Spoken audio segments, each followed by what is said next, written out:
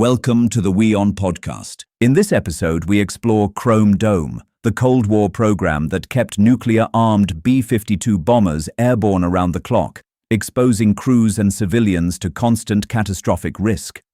Chrome Dome was driven by a simple fear. A Soviet first strike could destroy American nuclear bombers before they left the ground. The solution was to keep them permanently airborne and beyond the reach of an attack on their bases. At any moment, between 12 and 30 B-52s were flying somewhere in the world, each carrying several hydrogen bombs and following a planned route toward targets that could be attacked if the order arrived. The missions followed four main routes, crossing the Mediterranean, the Atlantic approaches to Europe, the Arctic near the Soviet Union, and the eastern coast of the United States. The Arctic flights were especially important because a crew receiving an official go code would continue towards Soviet targets instead of turning back. Every aviator knew that the next radio message could transform the patrol into a real nuclear mission. Flights could last up to 24 hours and required several mid-air refuelings. The weapons on board had explosive yields measured in megatons, creating enormous psychological pressure. These were not ordinary training exercises.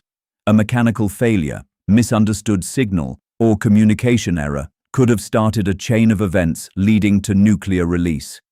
On January 21, 1968, one of the bombers caught fire during a mission and crashed onto the sea ice near Thule Air Base in Greenland. All four nuclear weapons broke apart on impact, scattering radioactive plutonium and uranium. Denmark had not officially been told that nuclear weapons were being flown through its territory, causing an immediate diplomatic crisis.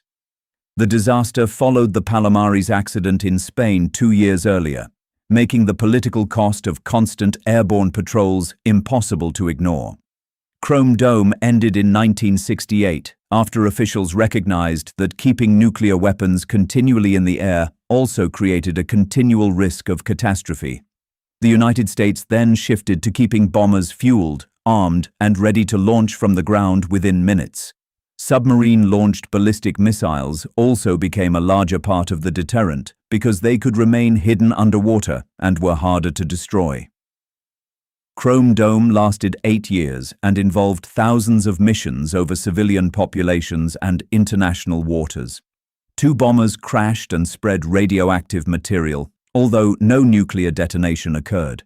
It remains one of the Cold War's least discussed chapters, when the machinery of nuclear war stayed in motion every hour for nearly a decade.